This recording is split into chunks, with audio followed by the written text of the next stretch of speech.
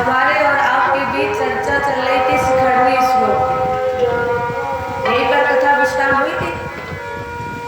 वेद व्यास जी शिखरणी श्लोक में लिख रहे हैं क्या? असारे संसारे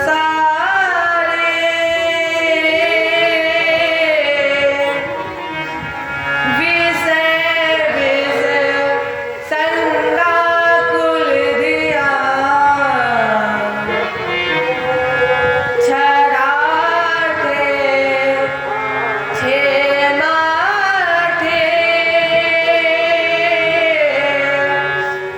पीवत सुख गाथा कुल सुधा किमर्थे व्यर्थे भो व्रगत कुपदे कुत्सित कथे परिचित तत् साक्षी। परिचित इस बात का साक्षी है। किस बात का? परिचित तत् साक्षी यच वरे गति मुक्ति युक्ति कथे दे। परिचित इस बात का साक्षी है। परीक्षित जी कह रहे हैं कि जब मैंने भागवत जी की कथा सुनी तो मुझे मुक्ति रूपी गति प्राप्त हो गई। और जब मुझे मुक्ति रूपी गति प्राप्त हो गई फिर क्या करें? पीवत सुख गाथा कुल सुधा। जब भागवत जी की कथा सुनने से मुक्ति रूपी गति प्राप्त हो जाती है तो क्यों ना हम क्षण प्रतिक्षण भागवत जी की कथा सुने। जब हमें मुक्ति मिलती है तो क्यों ना हम क्षण प्रतिक्षण जब भी मौका मिले। ये नहीं कह रहे आपसे कि आप 24 घंटे परमात्मा की शरण में रहें, लेकिन आप उस 24 घंटे में 1 मिनट तो दे सकते हो परमात्मा को।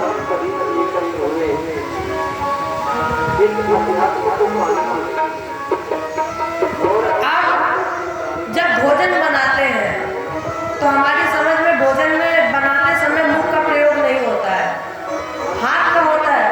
तो आप अगर हाथ से रोटी बेल रही है तो आप अपने मुख से भगवान का नाम गाएं।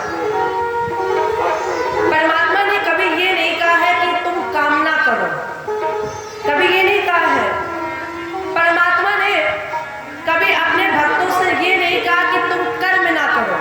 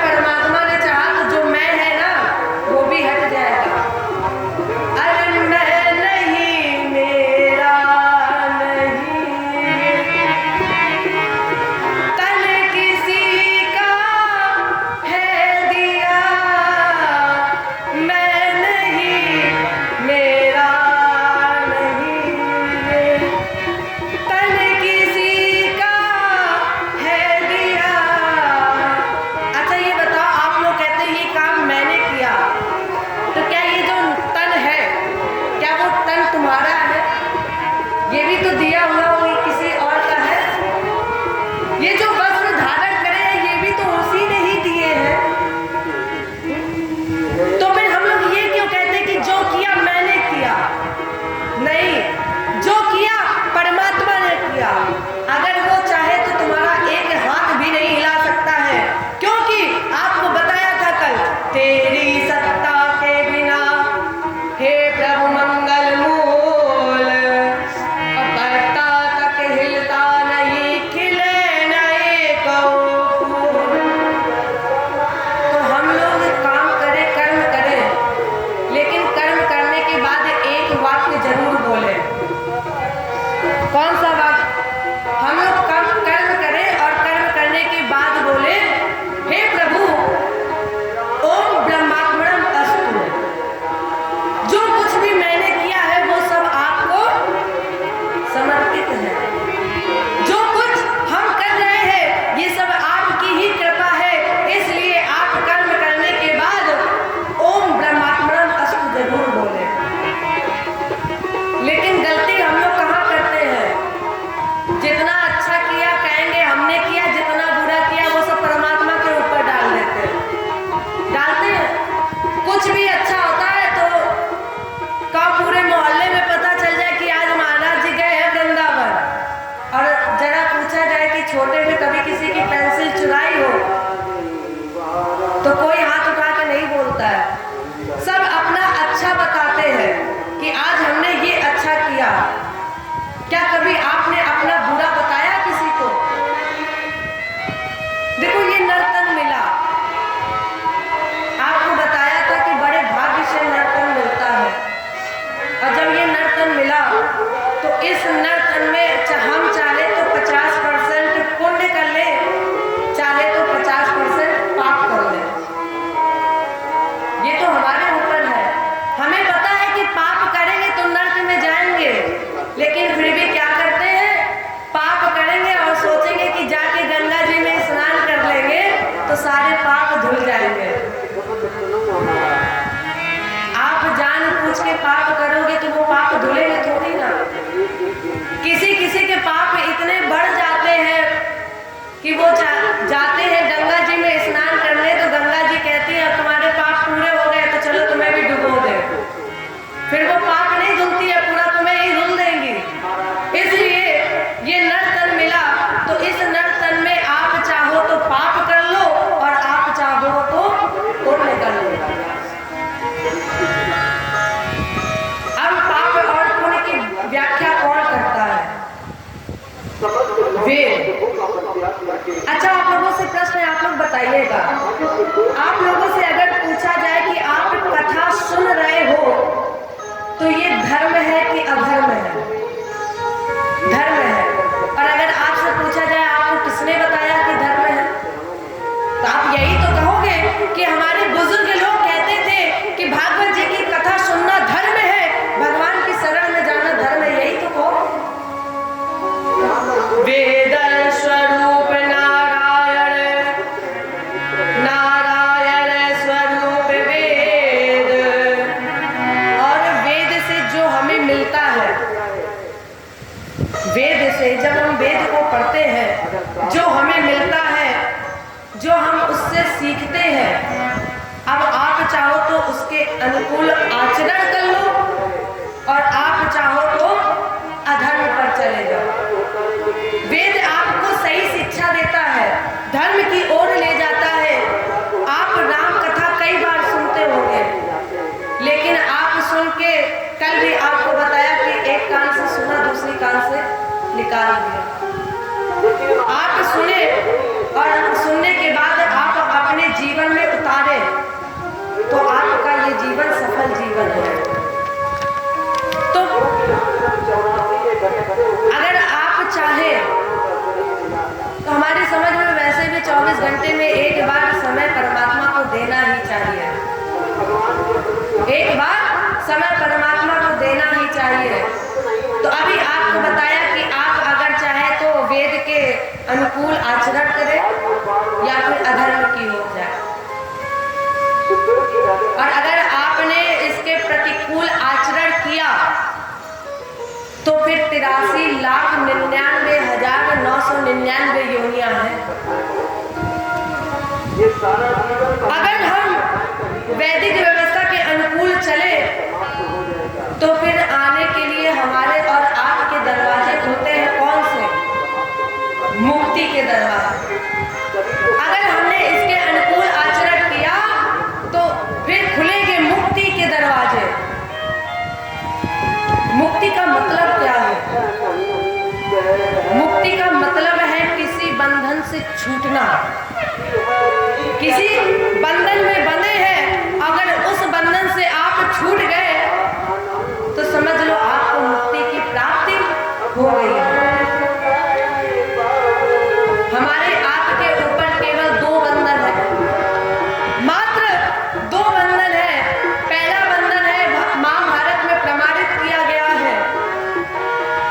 पहला बंधन हमारे आपके ऊपर जन्म से लेकर मृत्यु तक केवल एक ही बंधन, कामना का।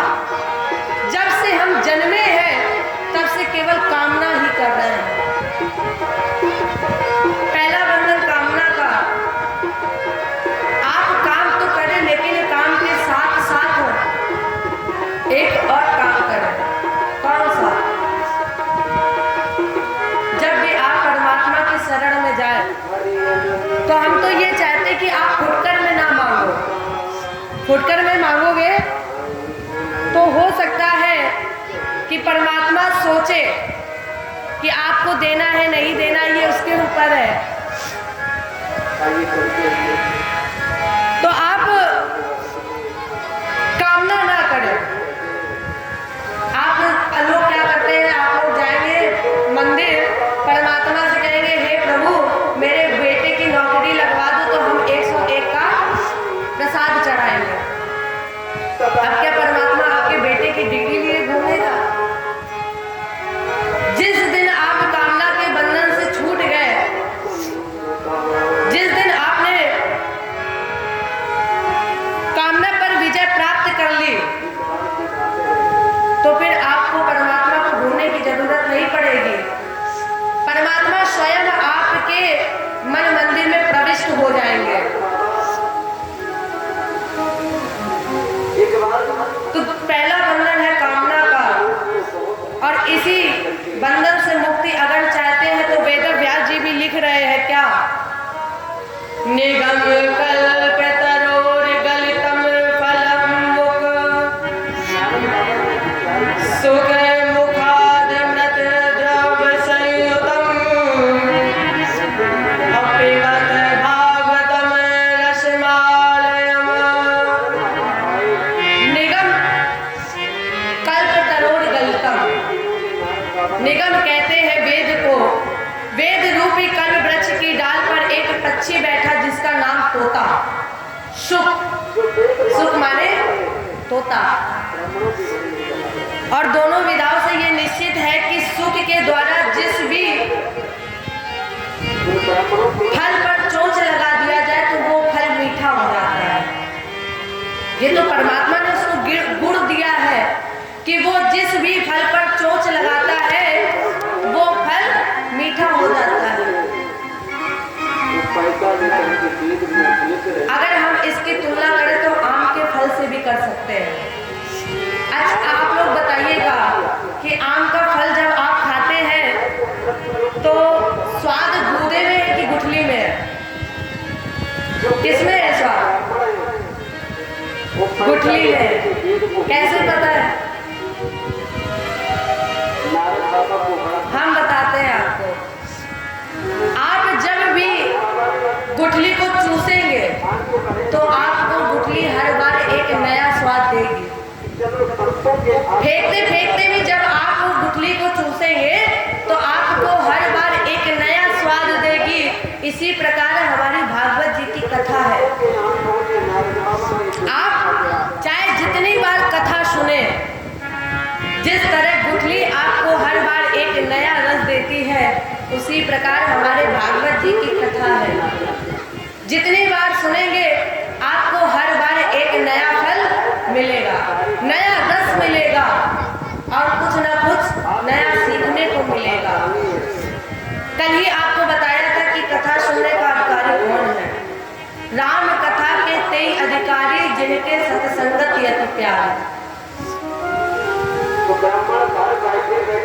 इसी तरह भागवत जी की कथा आप हर बार सुनेंगे तो आपको हर बार एक नया रस प्रदान करेंगे। इसलिए जब भी मौका मिले तब आप पिए। शौनक जी ने कहा, महाराज जी आपने बहुत सुंदर बहुत अच्छी चर्चा की कि आप भागवत जी की कथा सुनेंगे तो आपको हर बार एक नया रस मिलेगा। तो अब महाराज जी मेरी अवस्था पता है कैसी हो गई है? यानी वेद विधान श्रेष्ठो भगवान वारनारायण अन्य चामुनया सूत बराबर विदो विदो। महाराज जी आपने बहुत अच्छी सुंदर चर्चा बताई, लेकिन हमारी स्थिति विषम हो गई है। महाराज जी ने पूछा क्या हुआ? मेरी स्थिति ऐसी हुई जैसे एक व्यक्ति थका हुआ, जेठ का महीना था और उस थके हुए व्यक्ति को आपने जल दिया, लेकिन आधा जल दिया, आधा गिलास जल दिया,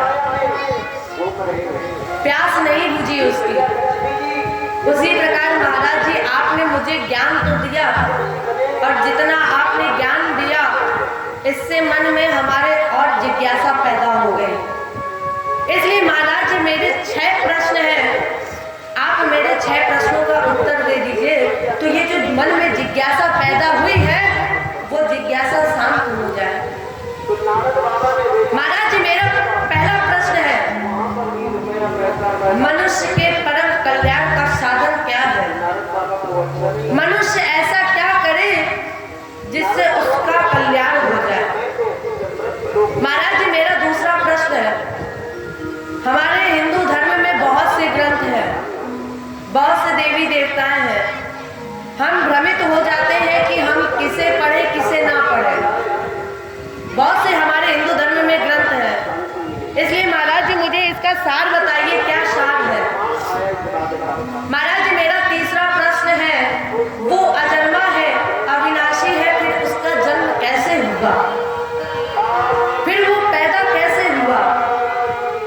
चौथा प्रश्न, अगर वो धरा धाम पर आए तो कितने स्वरूपों में आए, और जब वो अनाम है तो फिर उसके नाम कैसे पड़ गए? पांचवा प्रश्न, भगवान के 24 अवतारों में एक अवतार है श्री कृष्ण जी का, तो महाराज जी हम जानना चाहते हैं, देवक्या वसुदेवस्य जाको यस्य चिकित्सया वसुदेवे भगवत भक्ति। महाराज जी वसुदेव और देवकी की भक्ति से भगवान वासुदेव बन करके आए, तो इनके जन्मोत्सव का वृत्तांत, सुंदर वृत्तांत मुझे सुनाइए। छठा प्रश्न है कि जब वो इस धरा धाम को छोड़कर गए तो महाराज जी कलयुग आ गया, और जब कलयुग आया तो फिर इस कलयुग में धर्म की स्थापना कैसे हुई? क्योंकि कलयुग में ना तो धर्म है, ना ज्ञान है, ना विवेक है, तो फिर धर्म की रक्षा किसने की है? महाराज जी मेरे ये 6 प्रश्न हैं, इसमें से पहला प्रश्न है कि मनुष्य के परम कल्याण का साधन क्या है? सूत जी ने कहा, तुमने बहुत सुंदर प्रश्न किया है, और अब हम तुम्हारे सामने इन सभी प्रश्नों के उत्तर देने जा रहे हैं। तुमने पहला प्रश्न किया कि मनुष्य के परम कल्याण का साधन क्या है? मनुष्य के परम कल्याण का साधन केवल निर्विवाद, निश्चल, निष्कपट भक्ति है। आपने भक्ति तो की, लेकिन हम लोग भक्ति करते हैं तो कुछ ना कुछ मांगते हैं। भक्ति वो भक्ति होती है जिसमें कोई मांगने की कामना ही ना हो।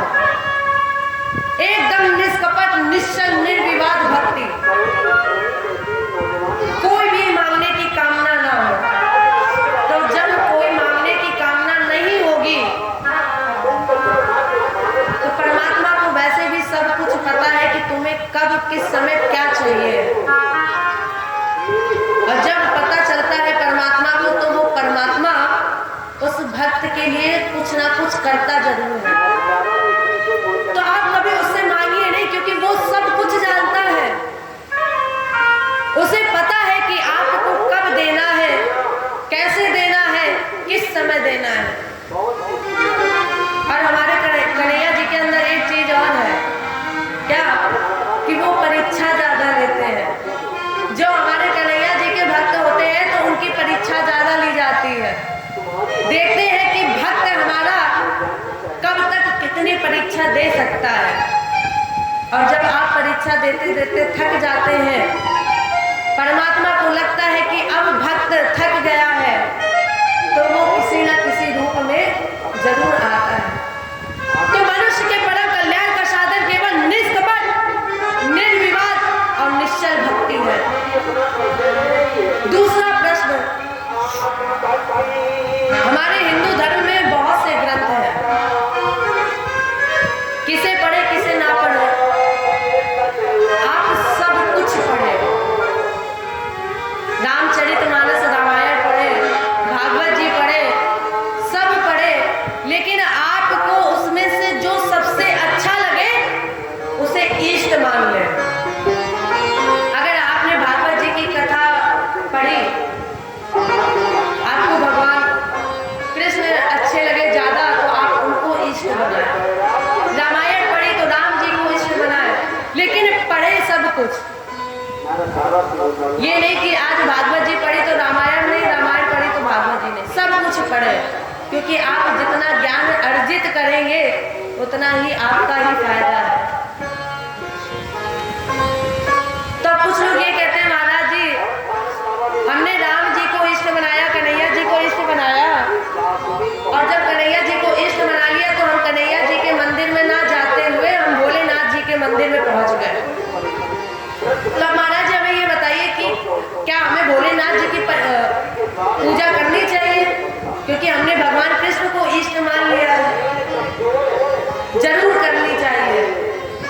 आप भोलेनाथ जी के मंदिर पहुंच गए तो आप हाथ जोड़ करके उनकी पूजा करें, और वहीं पर मन ही मन में अपने इष्ट की भी पूजा करें। और सबसे बड़ी बात यह है कि मंदिर हमेशा घर के पास नहीं होना चाहिए। क्यों?